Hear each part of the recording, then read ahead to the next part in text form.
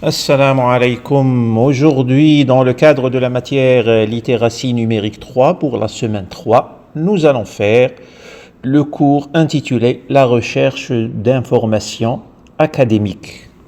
1. La problématique qu'on partage tous. Vous avez déjà eu ce problème. 3 heures de recherche, 50 onglets ouverts et toujours pas la bonne source. Aujourd'hui, je vous montre comment trouver des sources académiques fiables en 4 étapes seulement.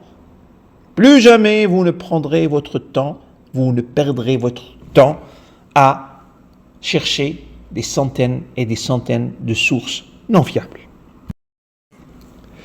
L'étape 1, les opérateurs booléens. C'est quoi des opérateurs booléens? Booléens, ce sont les mots logiques qui combinent ou excluent les termes dans une recherche.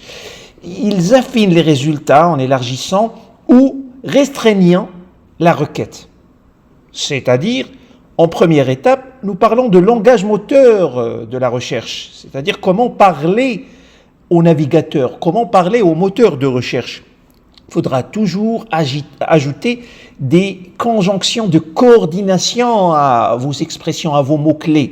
C'est-à-dire, si vous cherchez par exemple l'intelligence artificielle et l'éducation, c'est-à-dire la relation entre intelligence artificielle et éducation, vous devez toujours ajouter la conjonction « et » pour restreindre votre recherche à ces deux termes-là, intelligence artificielle et éducation.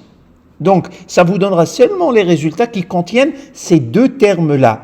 Si vous cherchez à élargir votre recherche, vous devez ajouter « ou », c'est-à-dire ce terme-ci ou ce terme-là, pour élargir, exemple, didactique des langues ou méthode d'enseignement.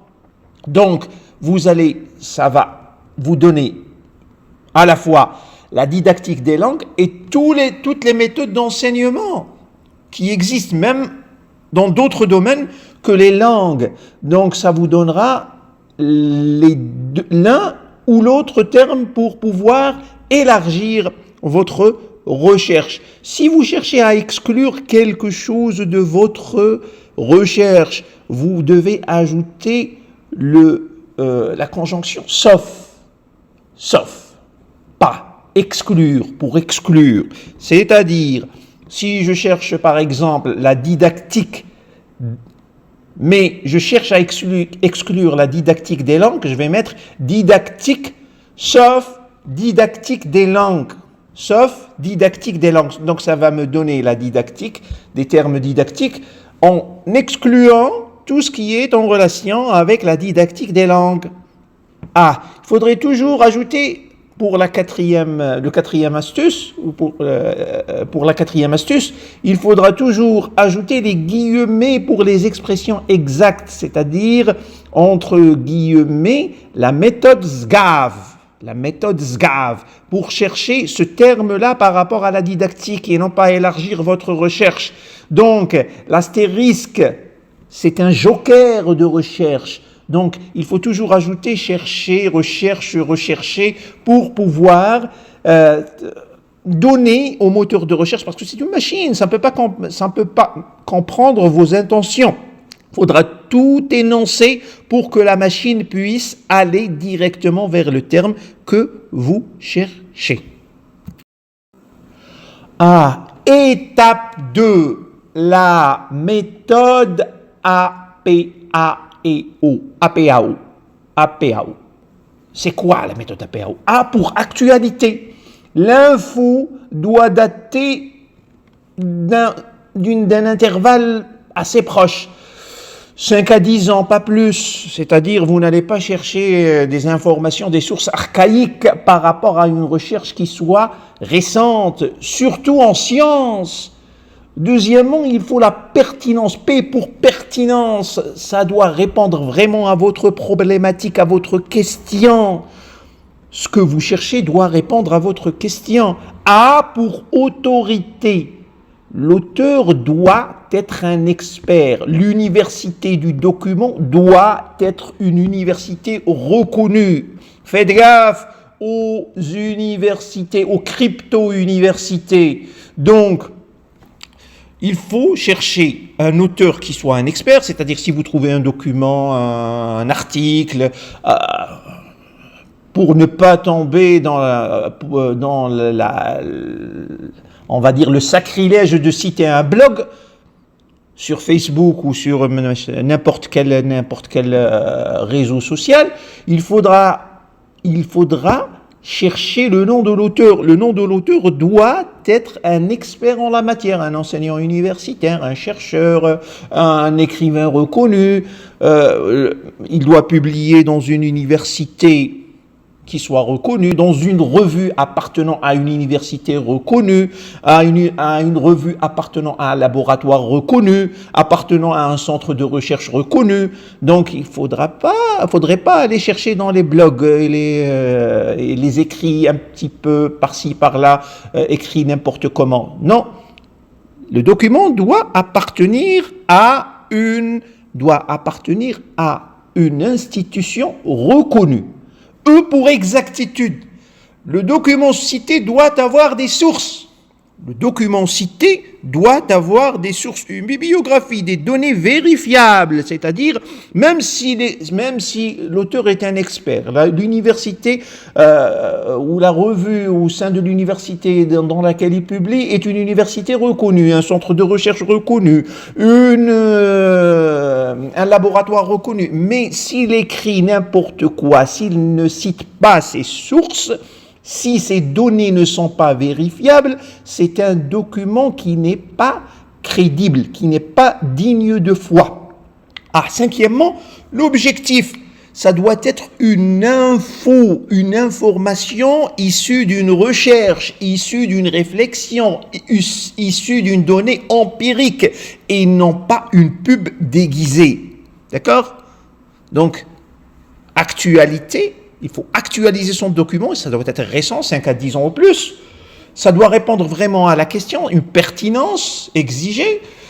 Le document doit émaner d'une autorité, un auteur qui soit expert ou une université reconnue, un laboratoire reconnu, un centre de recherche reconnu. Le document doit obéir à une exactitude, il doit citer ses sources, ces données doivent être vérifiables et l'objectif doit être une information empirique et non pas une pub déguisée. Pour exemple, je vous donne l'exemple, nous avons une source d'information par exemple par rapport au thème de la didactique. Vous avez des sites douteux, un blog personnel sans référence, avançant des théories pédagogiques non vérifiables et non vérifiées. Ou vous avez par exemple le site académique, la bibliothèque en ligne, vous avez le site CERN-Info, qui propose des articles, des revues scientifiques évaluées par des pairs en sciences de l'éducation. Vous avez, il a une pertinence thématique, il a des sources, ça appartient à une source qui est une autorité en la matière. Étape 3. Les types de documents. La classification visuelle qu'on appelle type Pokémon médiéval, des documents douteux. Quels sont ces documents douteux ? Vous avez les documents douteux de type article blog personnel, c'est-à-dire opinion, mais qui est assez confus pour ne pas prendre en considération. Pas de preuves solides, pas de sources, pas ce que vous trouvez tout, même si l'auteur est un expert, s'il développe une réflexion au sein d'un blog sur son compte personnel, par exemple Facebook, même si c'est un expert, vous ne pouvez pas prendre en considération. Vous avez les articles Wikipédia, de type normal.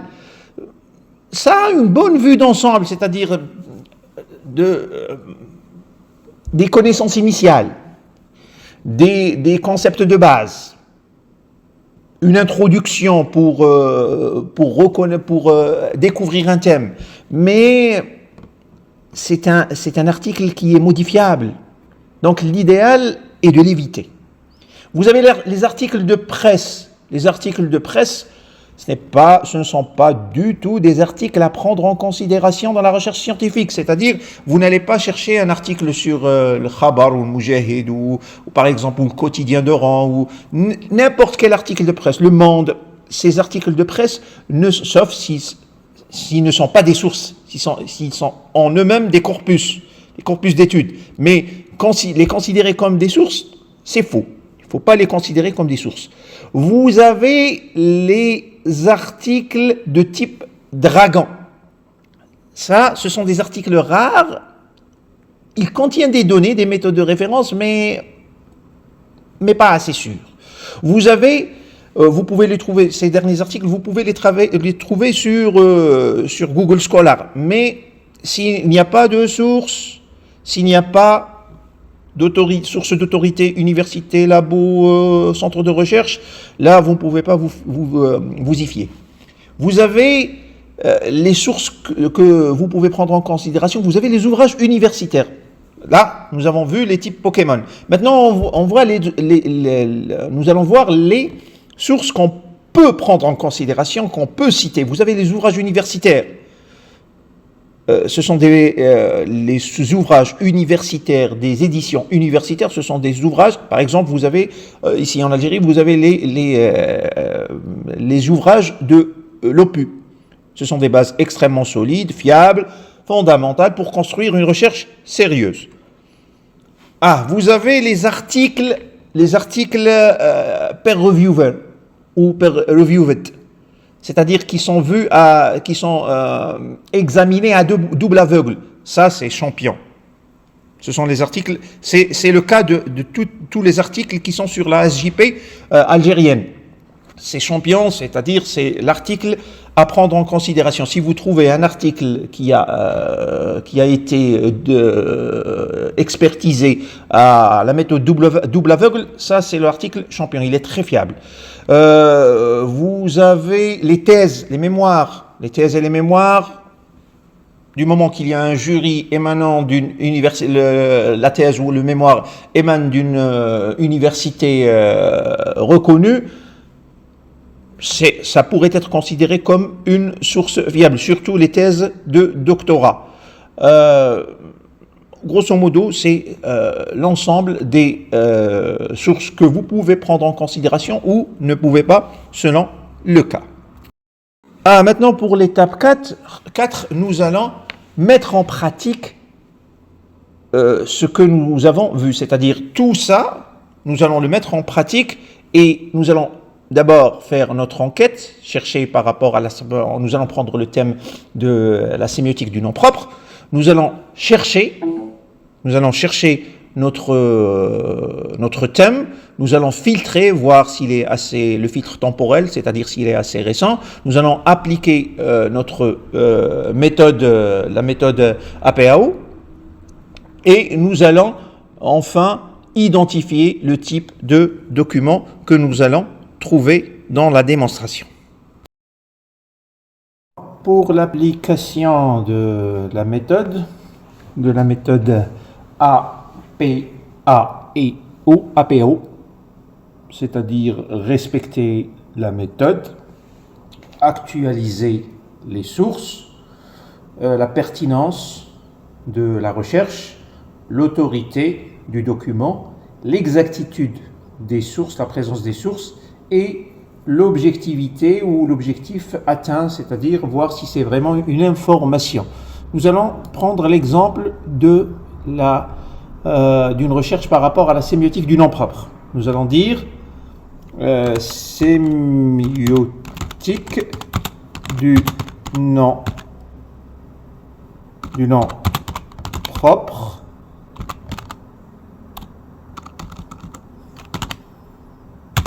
On va dire on va utiliser les recherches booléens et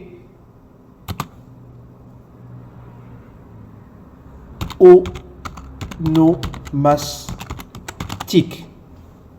On va dire ajouter aussi et littérature maghrébine, c'est-à-dire la sémiotique du nom propre dans le texte de la littérature maghrébine. On va rechercher études sémiotiques pragmatiques et comparatives. Ici, nous devons respecter la méthode en actualisant, d'abord voir si ce document est d'actualité, c'est-à-dire un document datant de moins de 5 ans. Nous allons voir ce premier document, études sémiotiques pragmatiques et comparatives. Ah, voici le document. Le document date de 2022. Ici, vous voyez 2022. Le document date de 2022. Donc, c'est un document assez récent. Voici le document 2022. Le document est assez récent. Ah, est-ce que c'est un document pertinent? Est-ce que c'est un document qui répond à notre question? Nous allons directement vers les mots-clés de l'article. Nous allons trouver sémiotique, pragmatique, sémiose, fonction, littérature. Donc, universalité, donc c'est à peu près ce que nous cherchons. Sémiotique, donc la sémiotique, elle est présente, la pragmatique, elle est présente. Donc la sémiotique est présente, la pragmatique, sémiose, fonction, contexte, donc littérature. Donc nous sommes dans la sémiotique de la littérature. Est-ce que c'est un document dont l'auteur est un expert? Est-ce que l'auteur de ce document est un expert? Normalement, oui, c'est moi-même. Donc, normalement, c'est Khadir Nabil, il appartient à l'université Djilali Liabès, Algérie. Donc, normalement, c'est un expert en la matière, c'est un enseignant en littérature, donc ça devrait être un expert. Ah, est-ce que le document est publié dans une revue d'autorité? Est-ce que c'est une autorité? Est-ce que la revue qui le publie appartient à une université reconnue? C'est la revue algérienne des lettres. C'est la revue algérienne des lettres, revue appartenant à l'université de Ain Tmouchen. C'est une revue classée B dans la base Irish Plus. Donc c'est une revue. C'est une autorité. Donc c'est une autorité. Donc nous respectons toujours l'exactitude. Est-ce qu'il y a des sources? Nous allons voir si ce document a des sources. Le document normalement cite à une bibliographie. Il y a des sources. Nous allons vers la bibliographie, les citations. Donc nous avons la bibliographie de ce document qui est normalement une bibliographie appartenant à la spécialité, donc sociologie, anthropologie, chez Pierre Bourdieu. Nous avons les viols dans le monde, dictionnaire des sciences animales, dictionnaire des termes maghrébins, le sacré et le profane de Mircea Eliade. Nous avons essai de linguistique générale de Romania Cobson. Nous avons psychologie des foules de Gustave Le Bon. Donc nous avons hyperénonciateur et participation in langage, c'est dans une revue. Nous avons la citation de Dominique Minguenot. Nous avons Michel Lecol comme référence. Nous avons Kerwa Orkioni. Donc c'est normalement il y a des sources pour ce document. Donc ce document est un document académique. L'objectif, c'est, du moment que c'est une revue académique classée dans la base Irish Plus, donc notre document répond à notre objectif, qui est donc, ce n'est pas une pub, ce n'est pas un blog, c'est une référence académique. Donc c'est comme ça qu'on cherche une référence académique. académique. C'est les critères que nous devons chercher dans notre document. Merci.